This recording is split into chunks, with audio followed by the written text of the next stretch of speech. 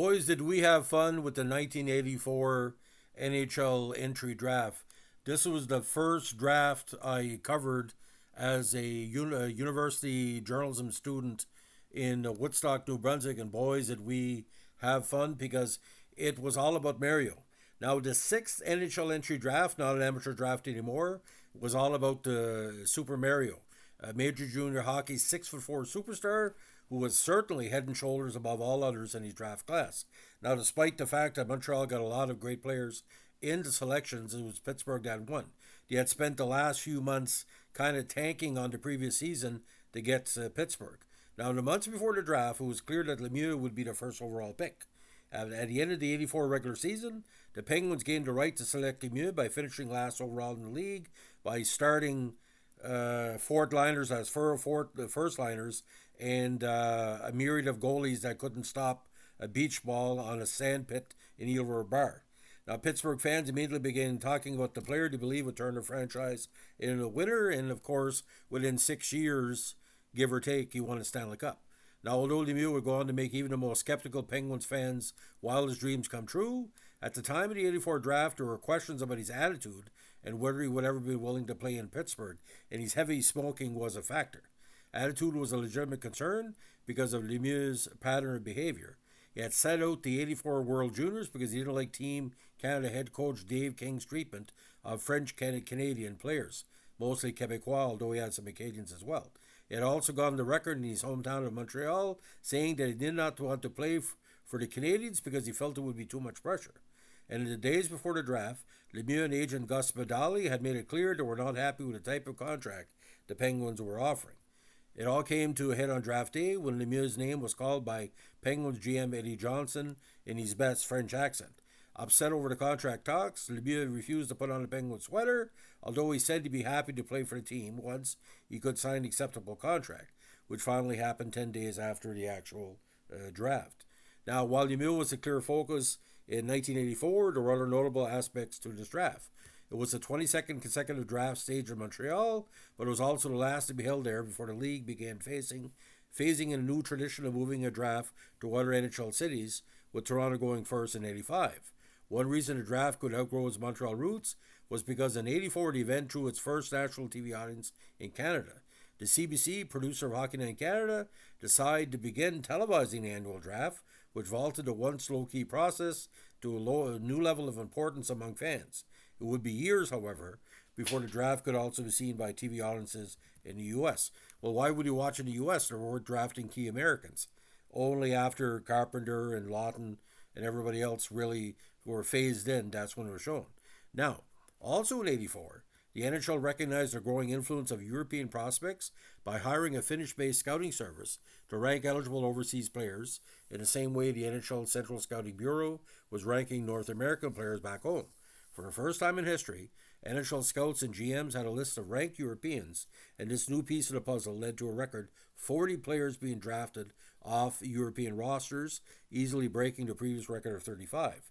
A 41st foreign player, who spent the 84 season an exchange student as a Minnesota high school, was also drafted.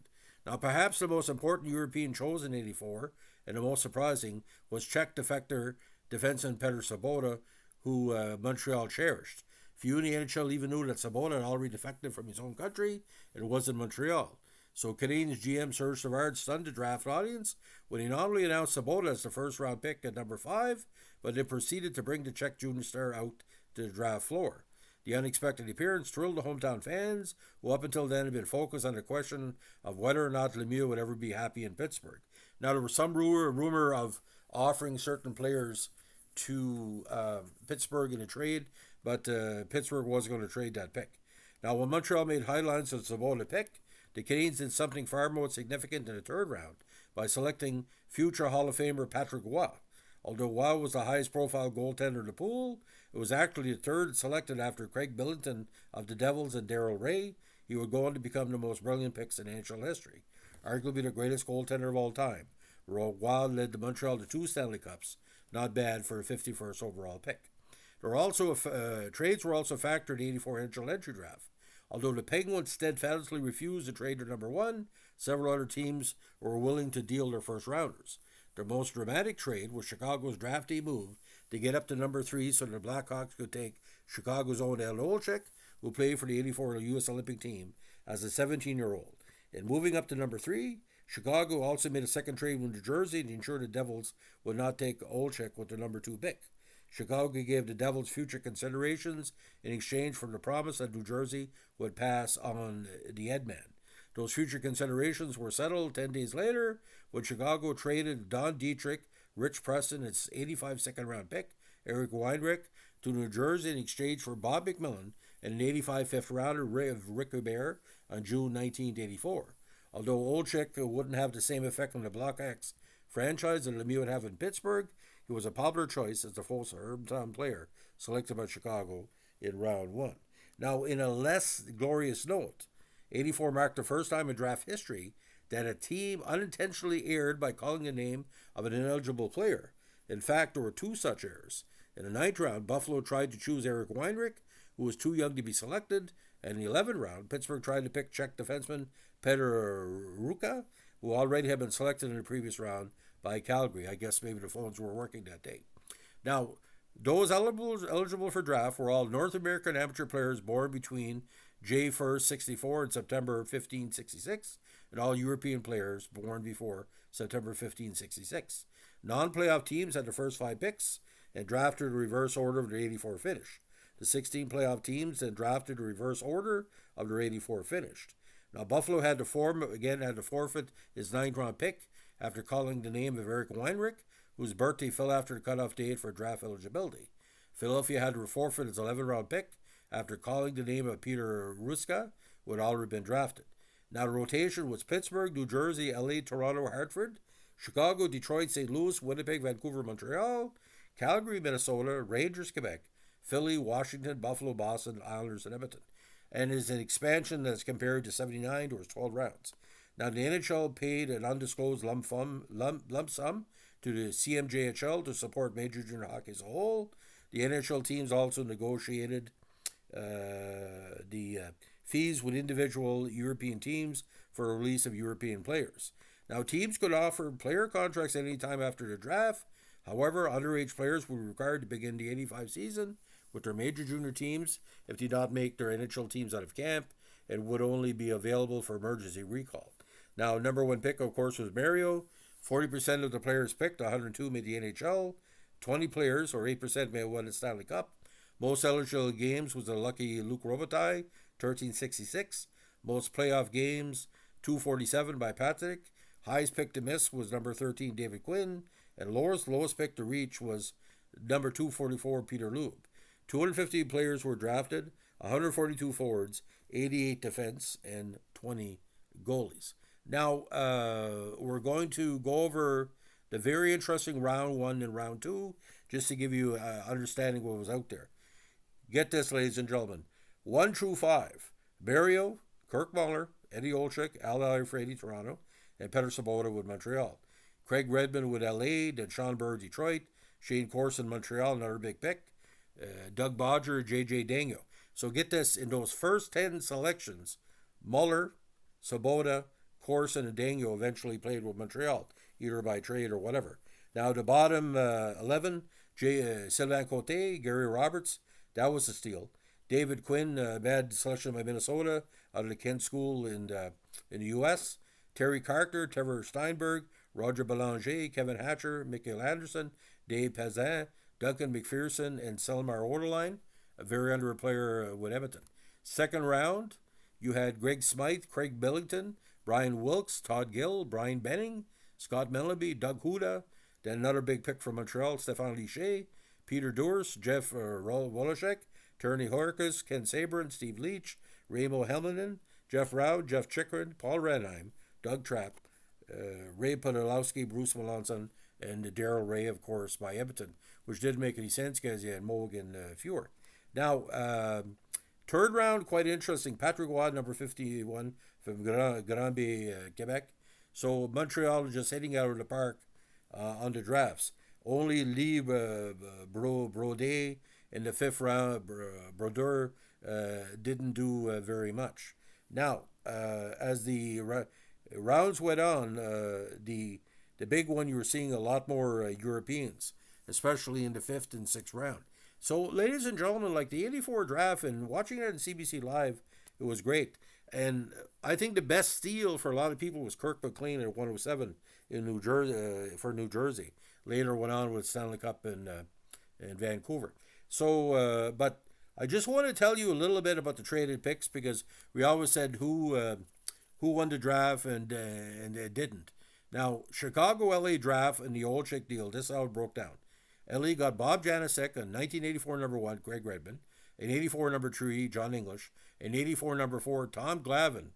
Yes, Chicago dated that, they drafted that Tom Glavine. And Chicago also got an 84 number 4, Tommy Erickson. Now, the Montreal trade for Sabota was to Hartford, where the Hartford got Pierre LaRouche, an 84 number 1, Sylvain Cote, an 85 number 3. Montreal also get an 84 number 2, later traded, and a number 85 number 3. Now, the Craig Redmond deal against Chicago. Shane Corson deal with St. Louis. St. Louis got Rick Wamsley, Brian Benning, Tony Herkus, and Robert Dirk. Montreal also got an 84 number 2. So technically, the trade was Shane Corson and Stéphane Richer for Rick Wamsley and bodies. Tremendous. And the Scott Mellanby deal was for Ben Wilson, and of course, Philadelphia also got Doug Crossman. But the Richer Corson deal, I mean, they're just just freaking amazing.